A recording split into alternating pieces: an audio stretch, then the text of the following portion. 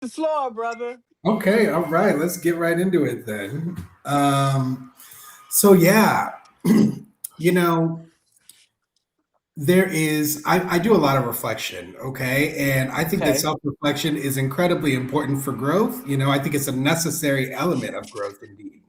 So I've always practiced that since I was very young. And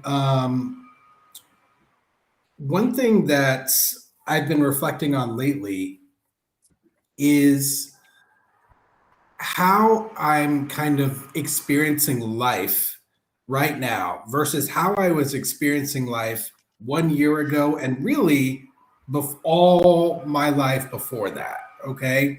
Okay. I have been through a radical, dramatic transformation with how I experience life. And I am now experiencing life in a way that is absolutely full of joy. So I've been reflecting upon what is the difference? How did I get from there to here and what changed? And one of the first things that I thought about was my level of empowerment. Okay. I have never felt more empowered than I do, you know, now, okay, during this present time. I feel so empowered. And one of the things that empowers me is your messages, because when they pop up on my social media feed, what they do is they remind me of my values, of truth, of integrity, of authenticity. They remind me that I don't need to apologize for my existence, that I don't need to shrink myself in order to make anyone comfortable. And it reminds me that I can walk through life standing on those values with joy. So every single time I see one of those messages, it just makes my heart sing, Margaret. So you're a big part of that. I do want to say, I'll put that out there.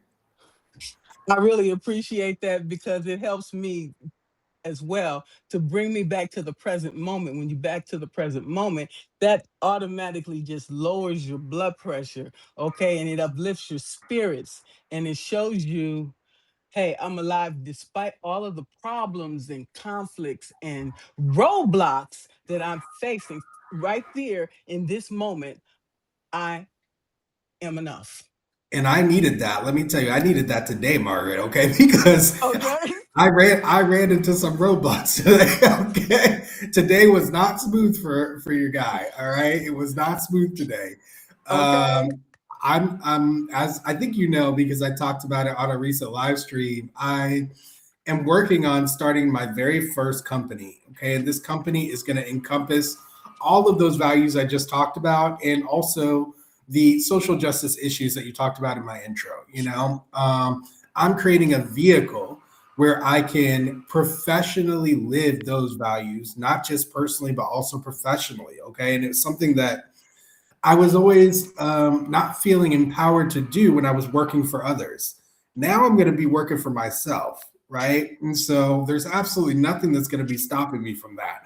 The problem is I have to establish that company, right? And to establish that company, you have to go through what? Bureaucracy.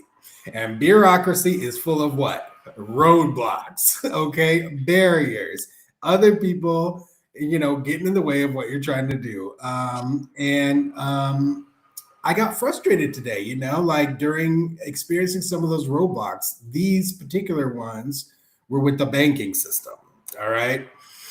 And, it was frustrating. But what did I do? I took a step back and I did exactly what you were saying. I remembered, hey, I am here, right here and now in this present moment, working towards my goals, standing on my values, and able to live my life on my terms the way that I want. And that just really changes everything, right? Just remembering that. And It's yeah, it yeah, it's like it turns the light on. that's right. And another thing that turns that light on like that, like the switches that flicks that switch, right? Is gratitude. Remembering Oh, your gratitude, right? Remembering that you're alive, you are breathing, you are in a safe space, in my case, like I left the United States to come to France, as you said. I'm living here now, and I'm feeling a level of safety that I've never experienced in my entire life. And I'm so grateful for that. I'm grateful for that every single day, that my nervous system isn't on 100, that like, that I'm not looking over my shoulder everywhere I go, that I'm not wondering about who's going to turn on me next, or like who's going to drop dead next in my neighborhood or anything like that. I'm able to just be. I'm able to be. And I am so grateful for that. When I remember that, right, that life that I was living, where I was stressed, where I was filled with anxiety, where I was in physical pain every single day. None of that is my life now. The physical pain I was experiencing is gone. Okay. I have healed from it. I'm not experiencing that heightened level of just heightened anxiety all the time, right? My brain, my mind is clear. I'm able to think. I'm able to work. I'm able to enjoy myself. Last night, Margaret, I went to an outdoor concert in the city of Lyon. I took public transit there. I took a train, a metro train, and then a little gondola that took me up a steep incline to this outdoor gladiator like theater where I had some amazing raviolis, a nice, cool, crisp beer, and I sat down with hundreds of other people to listen to a wonderful artist sing amazing songs full of joy and hope to the audience, where we all were clapping along. We are all cheering. There's an entire orchestra behind her, and she was dancing up there on that stage and just full of joy. And so is the audience. What a wonderful experience. Music is one of those experiences, right? Sharing live music is one of those Yes. things really that reminds you to be grateful for being alive, right? And what Yes. and the good parts of humanity, right? And what we can do Yes. and create when we're together. Um, Yes. yeah. So I just remain grateful for all of those experiences. I'm just so glad to be alive. I'm so glad that I lived long enough to to experience this. Yeah, gladiator. Like, I mean, it was from Roman times, exactly, all the stones. Like a coliseum almost. And it was beautiful. And we're up high, right? So we see all the sky, we see all the lights from all around the city behind. I mean, it was just absolutely beautiful, and made me just really feel grateful for being alive. So yeah, that is part of living a life of joy. Okay, is making sure that you remain grateful. And I see a question here in the chat. You mind if I field that real quick, Margaret? No, please go ahead. So this question from Savio Clemente: what keeps you connected and flourishing? So that is a question for both of us. I'm gonna answer first, and I'm gonna give you a chance to answer. So, what keeps me connected and flourishing? I'll tell you, Savio. What it is my values. Okay, my values is what keeps me connected. Okay, because when I'm feeling like disconnected from everything around me. And I felt like that very many times in my life. Okay. Many times I felt alone. I felt devalued. I felt oppressed. I felt suppressed. And I felt emotional about that, and my mind would be going every which way. And I would feel uncomfortable. And what kept me connected was a recognition and a reminder to myself of what my values are. I value truth. I value the truth so much, y'all. Okay. Since I was a young kid. And it has really kept me connected to what I want to create in the world and what person I want to be. So truth is my number one value. Some of my other values: kindness, okay, community, Um, Anti-racism is a big value of mine, living a value of anti-racism. So whenever I'm feeling disconnected, I remember those values, okay? And I remember what they mean to me. And that grounds me. That grounds me. And that really grounds me in like all the actions that I'm taking, all the words that I'm saying, everything that I'm doing is based on those values. And so, yeah, and that's that's what has connected me to people like Margaret, people like my husband, people who are friends of mine, people who also share those values. So it doesn't only keep me grounded, but it connects me to other people who share those values. So yeah, that's what keeps me connected. And what keeps me flourishing? What keeps me flourishing is actually not just, reminding myself of those values, but taking action on that basis. Okay. As you take action on the basis of your values over and over and over, despite the roadblocks, despite running into people who don't share your values, despite people trying to stop you, if you continue taking action on those values with consistency through time, as I have, through all kinds of misery. I'm not trying to tell y'all that it's easy or that it was smooth or that I was happy all throughout. That's because that would be a lie. That's not true. Okay. I went through a lot of difficulty making choices to stand on my value, surrounded by people who did not share my values, surrounded by people who were trying to transform me into living values that I did not share, okay? Into valuing material things, into valuing money above all else, into, supporting a system that was oppressing me and others, okay? And I wasn't going to do those things ever. So I got punished for that. I got punished from the outside, right? But standing on those values, continuing to act on them, even within those toxic environments that I was in, it's what led me to this point. It's what led me to this level of joy that I'm experiencing now. And it's what has allowed me to flourish in a way that now I'm building something for myself that I hope to spread these values across the entire world. So that's what allows me to stay connected and flourishing. What about you, Margaret? What allows you to stay connected? What allows you to stay flourishing? The same truth. I have been ostracized. I have been the scapegoat, the black sheep, because I stand for truth. And everywhere I went, I have been, you know, ostracized for the same thing. But that was my father was a narcissist, okay? And he whipped me for lying, not for doing wrong, but for lying. So I will tell the truth if whatever the consequences, I'm gonna tell the truth. Period. And let the chips fall where they may, because when you tell the truth will set you free.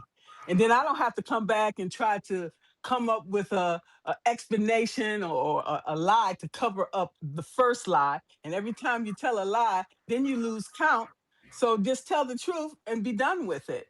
Okay? And that's what I'm all about. And the truth and my values is like a ship with the sail. That's the sail, okay, Mm, that keeps you on track, mhm, okay, and it keeps mhm. you on your path. And everything that I do, whether it's professional or business, is all around that, okay. And so if you base your business and everything on these principles, then you have more consistency, I feel, across the board. Okay, then that shows your genuineness, it shows your dedication, your loyalty, what you're made of in general. Okay, Yes, and that is going to what's going to draw people to you in your business exactly. and repel the things that are inconsistent with that. Absolutely. Well said. Exactly. I have the exact same experience, and again, guys, staying on course with your ship, with your sail, it can be through turbulent waters, right? Because you're on a path, right? You're not straying from that path. Come storm, come hell or high water, as they say, you are not going to stray. And so a lot of people will look at that and they will judge you for that because they're jealous, right? There's a lot of jealousy and envy that people have for people who are able to stay the course despite all of the barriers that come in their way. People are envious of that. They wish they could be that, and they want to tear you down to justify their own lack of values, their own kind of, what's the word I'm looking for? Capitulation, their own kind of willingness to go against their own values, right? Some people need to justify that, right? And so they see someone who stays steadfast, who is authentic, integrity, and they want to stop you, right? Because they need to justify their own existence. And that can be a very difficult thing to experience. But, all I want to say to anyone who might be experiencing that, right, and going through that is that you are doing the right thing, okay? No matter how difficult it may seem, no matter how rough those waters, you need to continue on that path, okay? Continue on, because eventually you will do exactly as Margaret said. You will draw people to you who share those values, okay? And you will find your community. You will find your people.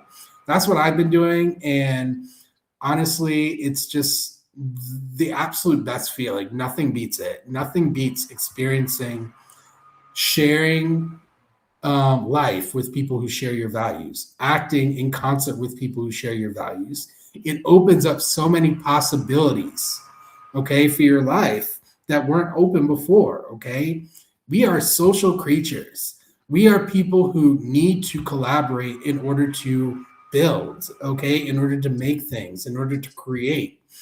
And there's only so much that we can do by ourselves, okay? We need to find people who share those values at a fundamental level, okay, in order to continue to build. And that's what I'm doing. That's what I'm doing. And I was talking to Siobhan yesterday, and we talked, and when you come on this platform, a lot of people have never did this work, run a publication. Okay, and that's fine.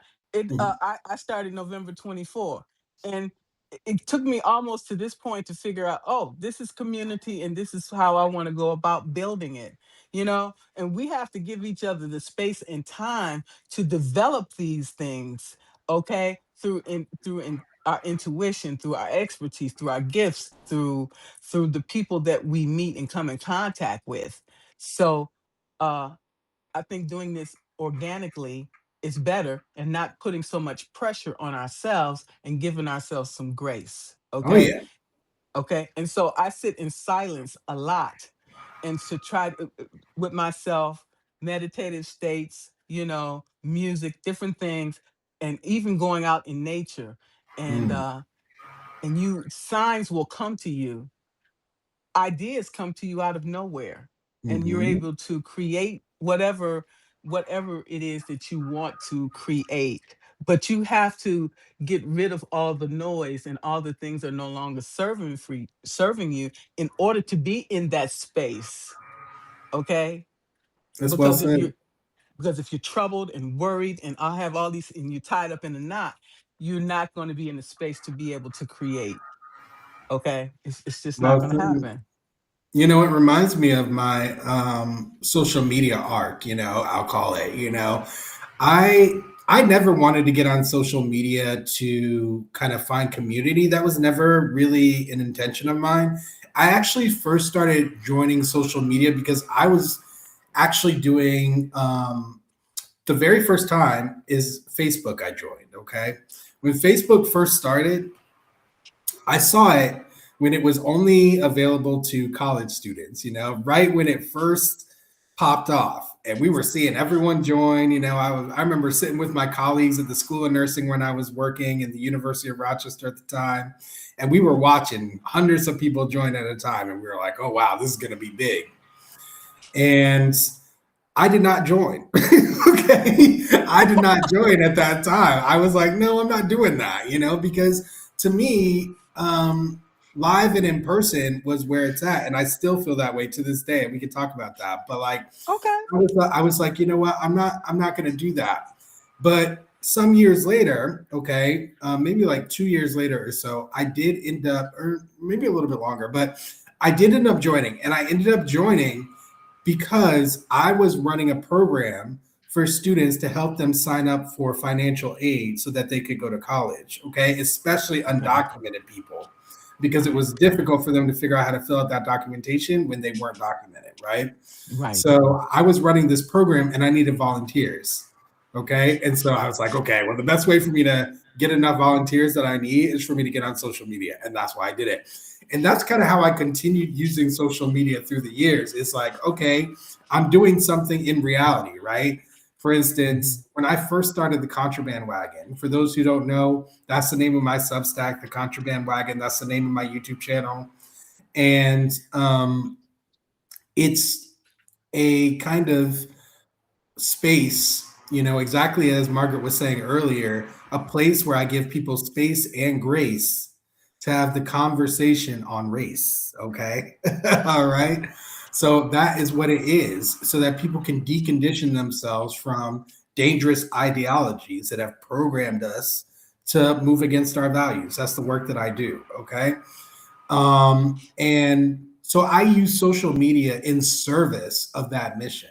Okay. I use meetup.com to allow people to find me, right? And to come to me together so that we could have those discussions, so that we could give people that chance to decondition themselves. I joined Substack so that I could share my message and my values with others, and that we could be in communication about that. And I've even met people in real life from doing that. Okay. I've even actually created stuff in reality from that. And I'm going to continue doing that. So I say all that to say is it wasn't always easy for me, okay, with social media, because like we talked about earlier, people would try and push me off my path. All right. People would try to criticize my approaches. They would try to criticize the way that I was communicating. And sometimes they would just, throw racism at me, right? Like I still have photos back from when I was on Twitter, for instance, where I found a lot of people to come on to my live stream to have 2-hour conversations about race were from Twitter. And I still have images of some of the nastiest things that people have ever said to me in my entire life, or putting pictures of me next to a monkey, or whatever else, calling me the N-word, of course, and all and everything else. And I used to just go back and forth with these people.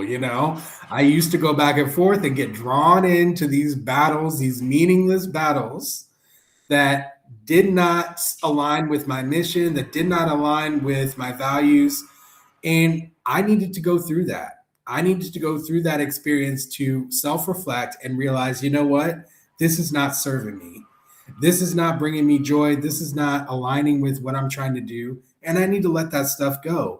So now here on Substack, when I'm seeing, some of the same stuff manifest, right? Some of the same attacks, some of the same, just crap, for lack of a better word.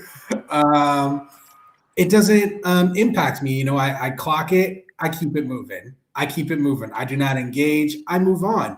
And now, at the very beginning, when I see it, I speak my truth about it. I speak my truth one time, I move on. Whatever people want to accept about that, believe about that, think about that, perceive about that, that's up to them.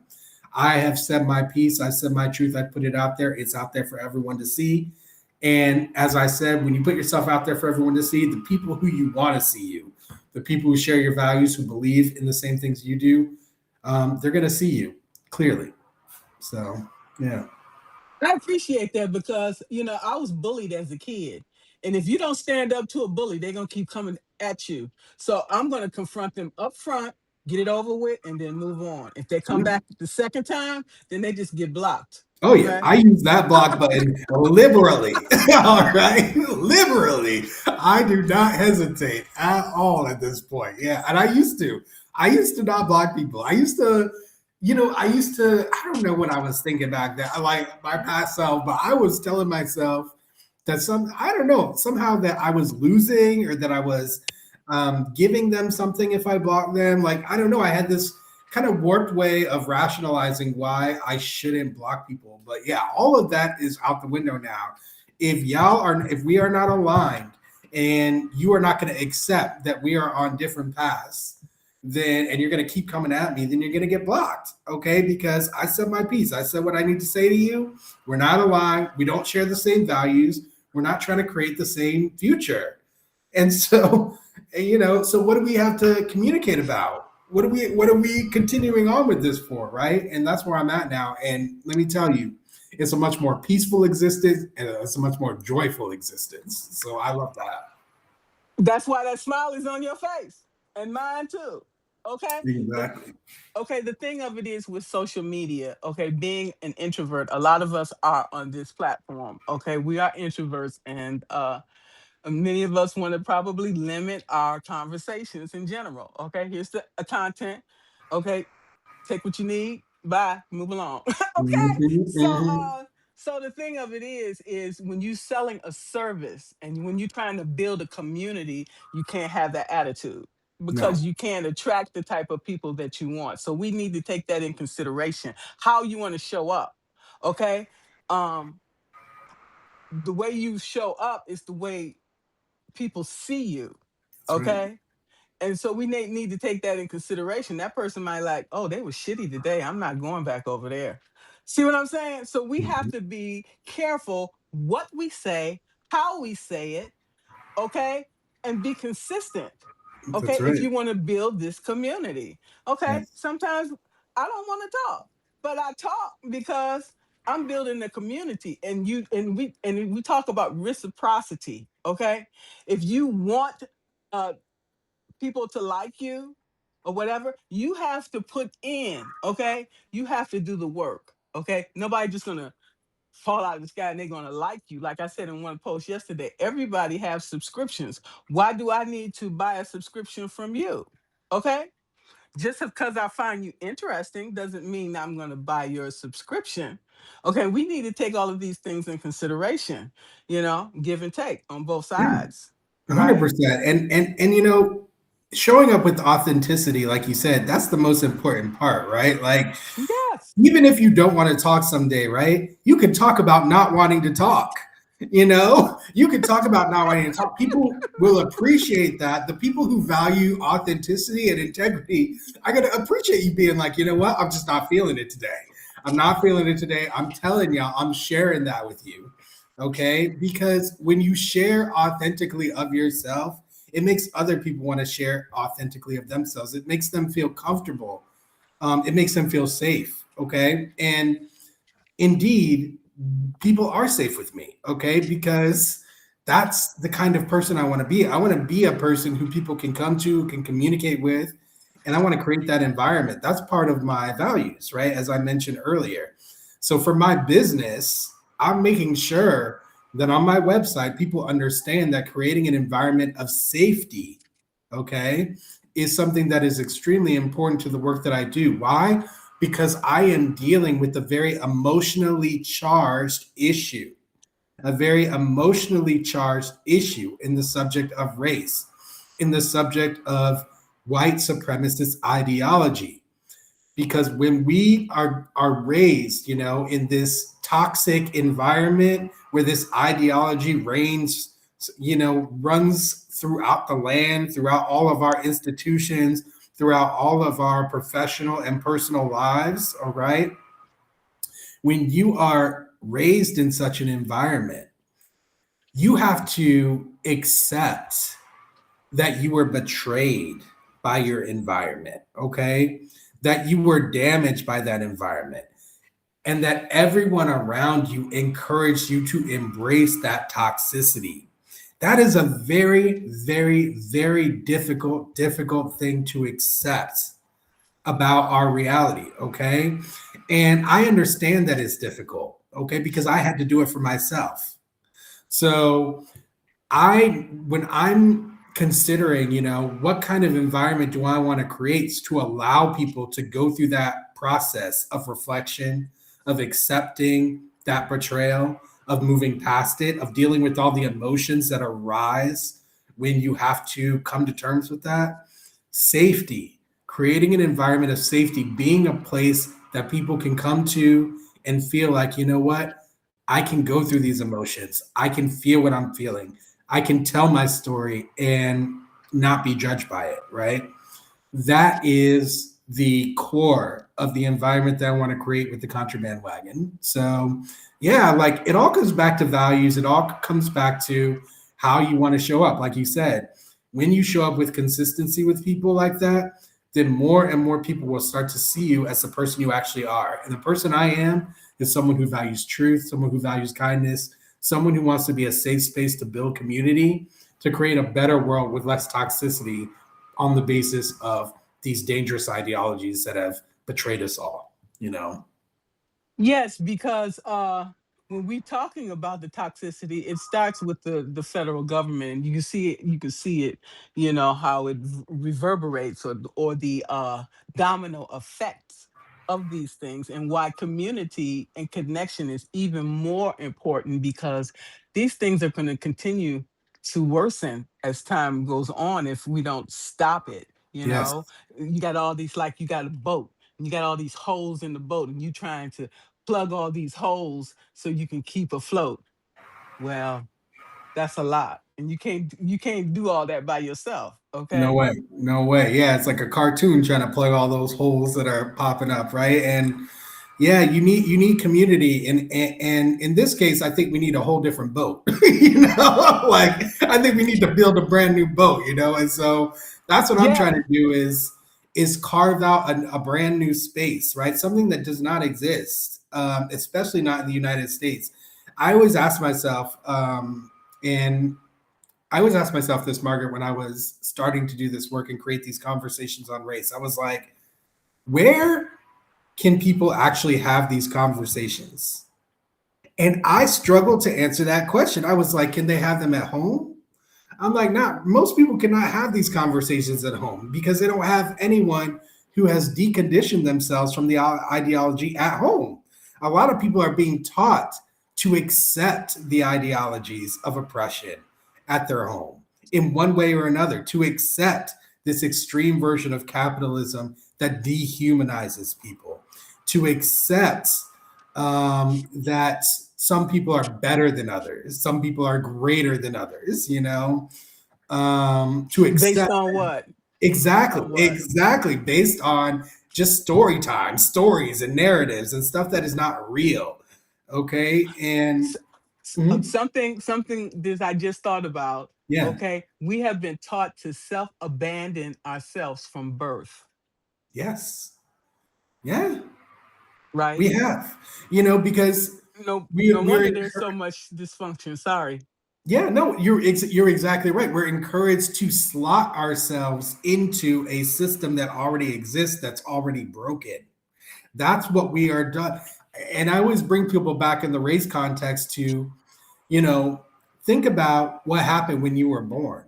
They created a birth certificate for you and they put a stamp on it that said black. They put a stamp on it that said white. Did that tell anything about who you are? It did not. It was to slot you into a dehumanizing system of power that already existed before you even got there.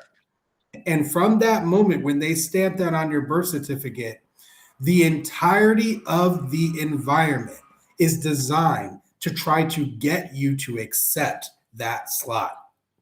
And it's from the media, from home, like I said, from Schools, church, from school. school, from your job, everywhere you go will be trying to reinforce that idea that that is a slot in which you belong, that that is the They have. place. They did. We Mhm. conformed to it, because if we didn't, we were considered outliers, or leopards or whatever. Yeah, you were Right? you were considered a problem, right? Exactly. Yeah, Exactly. yeah, and even just talking about doing something different, I was considered a problem as a child. So I learned to kind of investigate this issue. Yeah, exactly. I learned to investigate this issue in secret ways. I didn't completely stop talking, but I found ways of talking that wouldn't trigger people as much, right? And when I triggered someone, I learned from that. And I learned how to approach it a different way. I found secret ways to investigate. And that's how I gained most of my knowledge. I did a lot of reading. right? I did a lot of independent study. But at a certain point, you still have to interact with people. You still have to communicate with people in order to move forward. So it really taught me to be sensitive to where people are at on their deconditioning journeys from these ideologies, right? Not everyone has had the opportunity, right? The space and the grace, as you said earlier, to go through a transformative process to escape these ideologies, right? Like people born in these sequestered environments that they get locked down, right? You know, they don't get to leave their little area, right? And people are making sure that they don't learn anything outside of the environment that is oppressing them on purpose, right? To keep them down, to keep them ignorant, to keep them oppressed. Yeah. That's what they did to us, because there were people back in the day, they were teaching slaves how to read in secret, Right. because the slave owners didn't want us to have any knowledge so to be able to figure out how to get away. That's right. Okay, they wanted to keep us under their thumb. Okay. And to reinforce the lie that we were somehow incapable, right? To Yes. reinforce the idea that we belonged in a category that was less than human.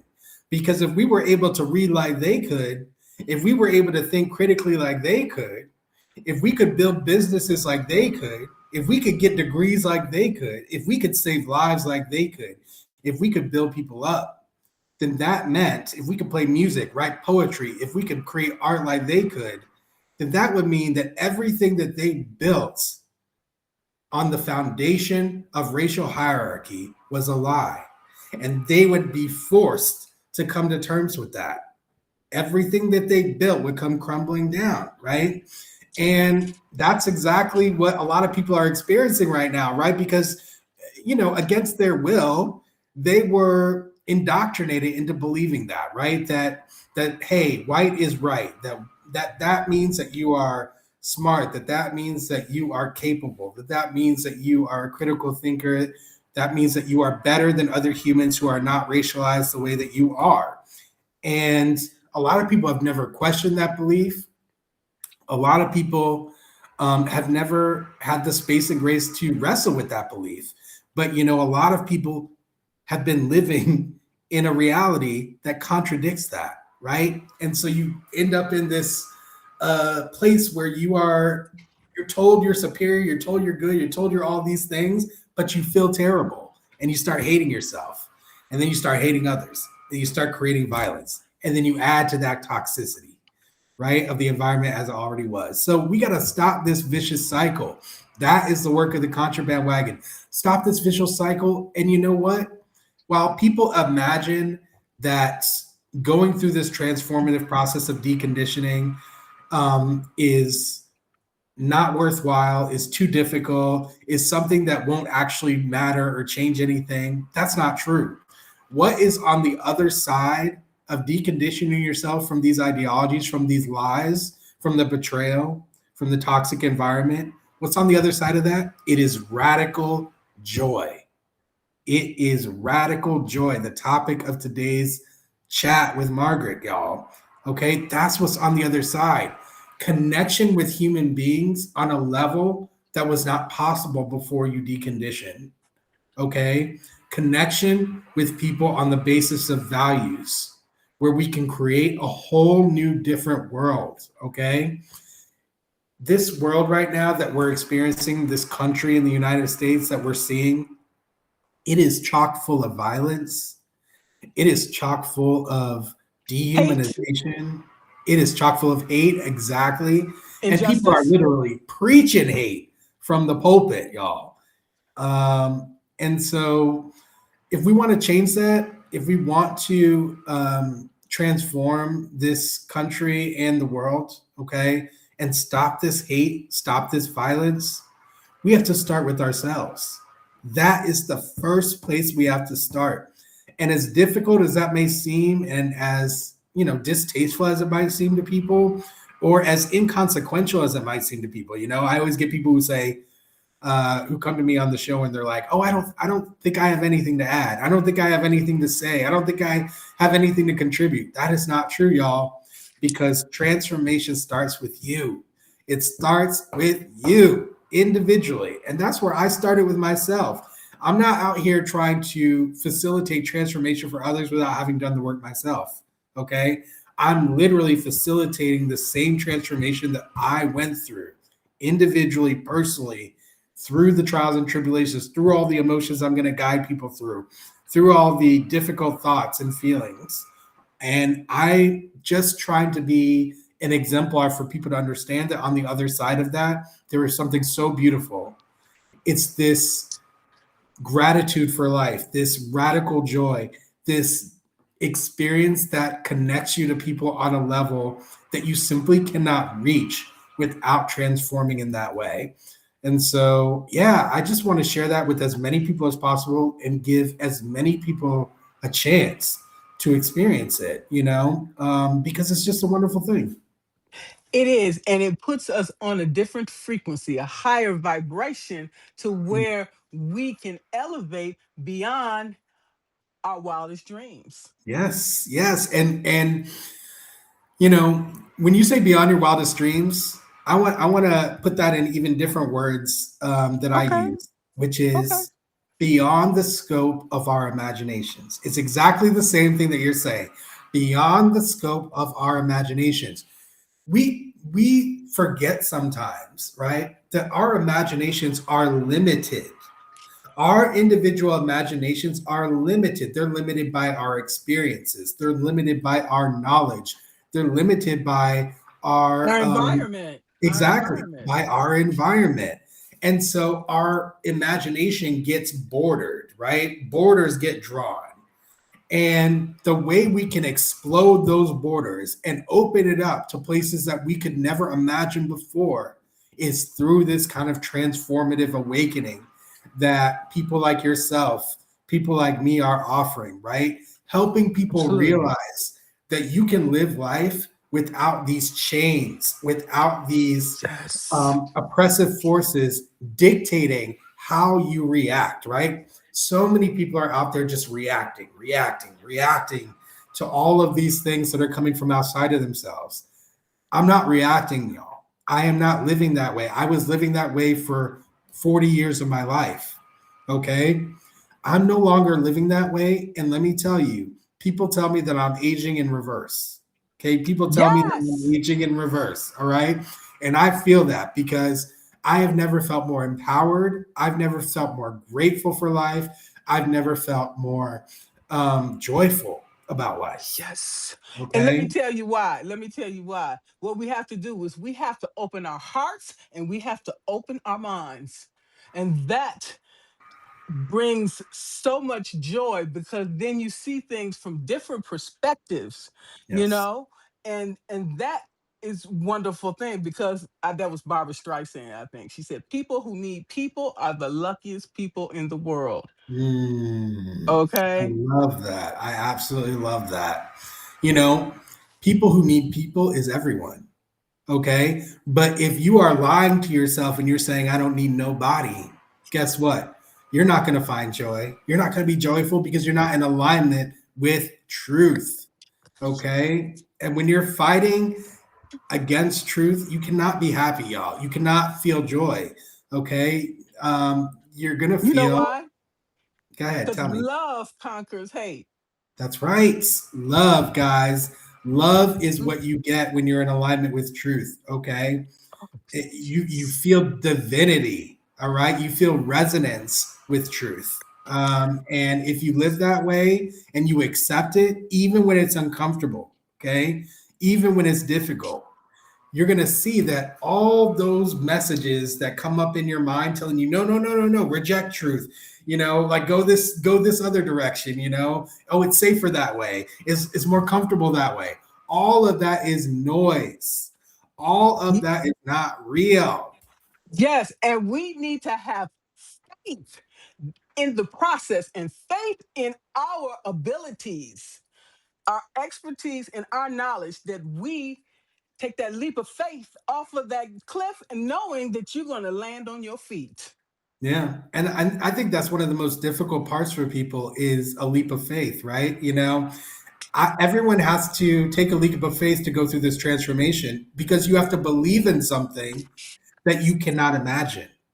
You have to believe in something that is beyond the scope of your imagination and your dreams. That is a very difficult thing to do, right? Like it's like how can you believe in something that you've never experienced? How can you believe in something that you've never even thought about, right? That you can't touch, that you can't even visualize, right? It can be very difficult. But we have to, because what is the alternative? And that's the reason why so many people are stuck, because they are in fear of stepping off that cliff. Yes, fear. I was just talking with Evie on a live stream recently about how fear, people get stuck, right?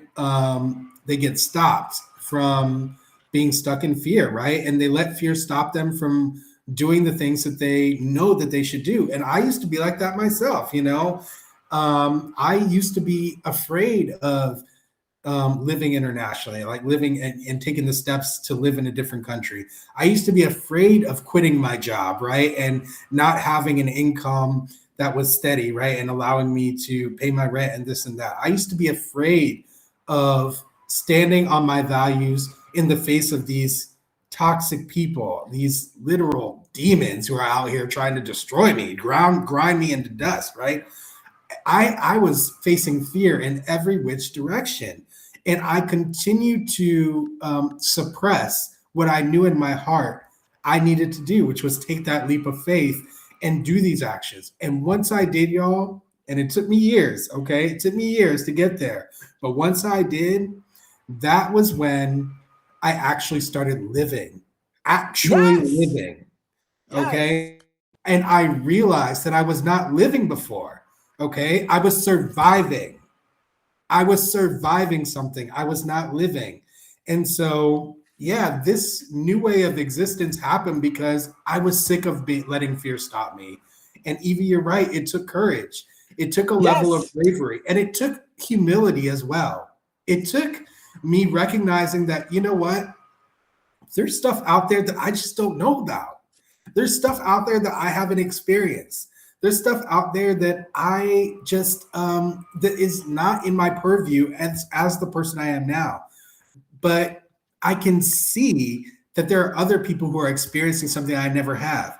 I can see and I have faith that there is a better way of existing, of being with my emotions, of being with other people, of creation. And because of that belief, even though I couldn't imagine it, even though I hadn't experienced it, I was able to push back past my fear and engage in various different healing methods that allow me to reach this point. And I'm so glad that I did because it has just been so amazing to actually start living and feeling what that means. Okay. And it's a visceral experience, you know, it's raw, you know. Freedom.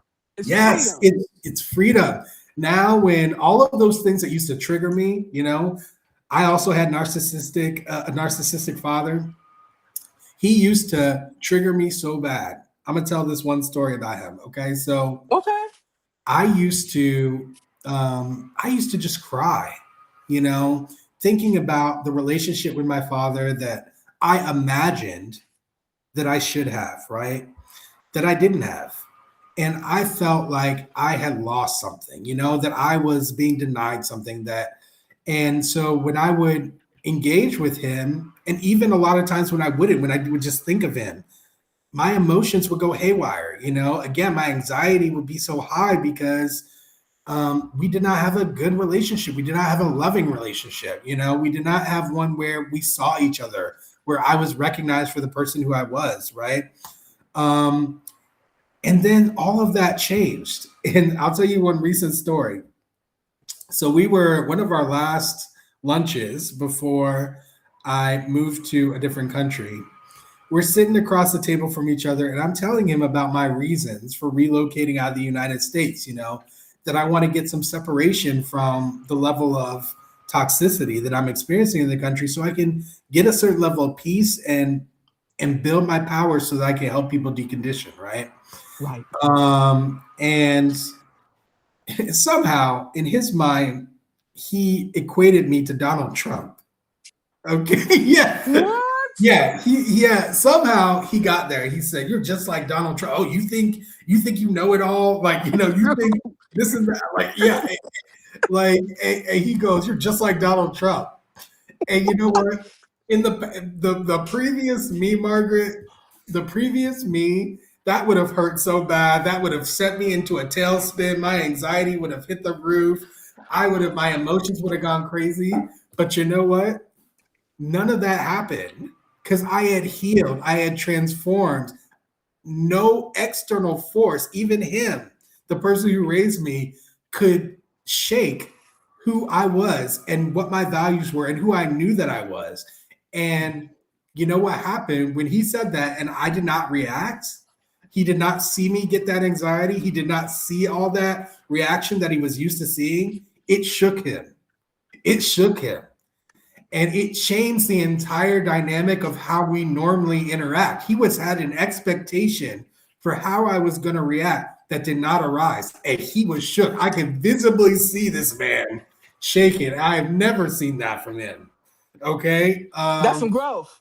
That's some exactly. growth. That is what you can manifest. You can manifest possibilities that never existed before based on your own transformation. And that's what I want to bring to other people in the race context and beyond, right? One of my really good friends from college who really first helped me when I first established the contraband wagon, he learned so much from watching those conversations, from engaging in the conversations himself on race. And he's a racialized white man, right? And he had a racialized black boss at his job. And he decided, based on experiencing the contraband wagon, that, you know what, I'm going to talk to my boss about race. He didn't know what to expect. He didn't have any kind of expectation, but as part of what he was thinking were part of his values that he learned from experiencing these conversations, he thought that this was an important thing to do.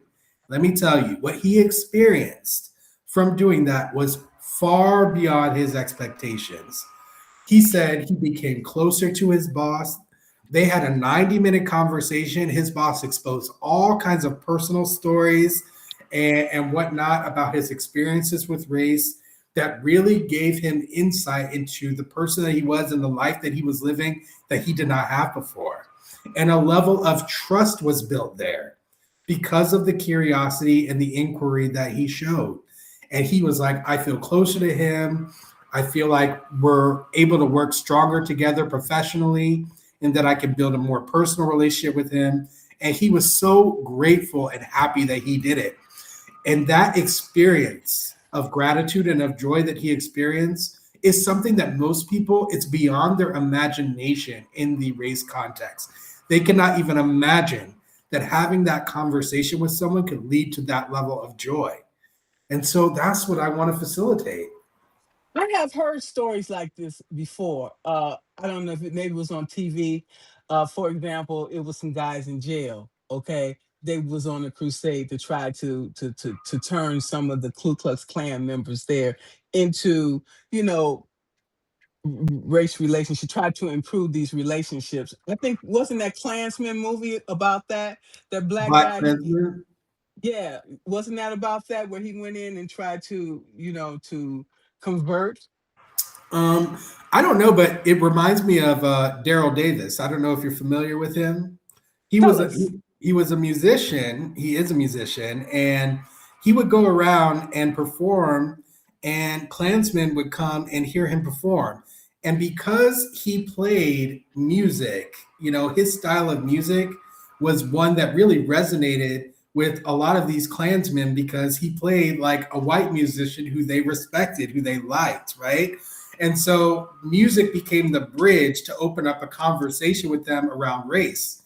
And he ended up kind of being this person who they couldn't deny that they liked, that they felt relation to. So this dehumanization that they had learned, this ideology of dehumanization, they were able to let it go. And he started collecting Klansmen's robes. He collected dozens of Klansmen's robes and they would give them to him and give them over as a symbolic way of showing that they were giving up that ideology and transforming. Mhm. I love that. And Yeah. so in the work that you do, you can actually do the same thing. Exactly. That is, I'm trying to do exactly what he did on a larger scale, and tried to, because what he did over many years, right? He did it over many years. I think it was in the 70s or 80s, the number of people that he was able to transform, which is incredible, right? It's incredible work, it's important work. But I think that one difference between my approach and his is that he wasn't able to create an environment in which that transformation could happen. He was literally one by one deconditioning people. And that's how I started too, right? I started one by one, inviting people to conversation, helping people decondition. I think it's time that we go beyond the one on one and that we start creating an entire environment and ecosystem where people can transform. Okay. So that it's not all, like you said, we can't do anything alone, right? We can't plug all No. those holes by ourselves, right? So part of my kind of philosophy about this is based on that level of humility that I can't do this one by one, right? We need to build a coalition. There's other people out here doing this work. I am not one of one, okay? There are other people out here who are anti racist, who are living a value of anti racism, who are doing their job to decondition people from the ideology of white supremacy, from the patriarchy, from, homophobia, right? From transphobia, from all of these ideologies that make people fearful, that make people hate, that make people commit acts of violence, that make people angry, that make people miserable, okay, that make people self-loathing. So, yeah, I want to create that environment of transformation. And that's beautiful. I agree with you wholeheartedly.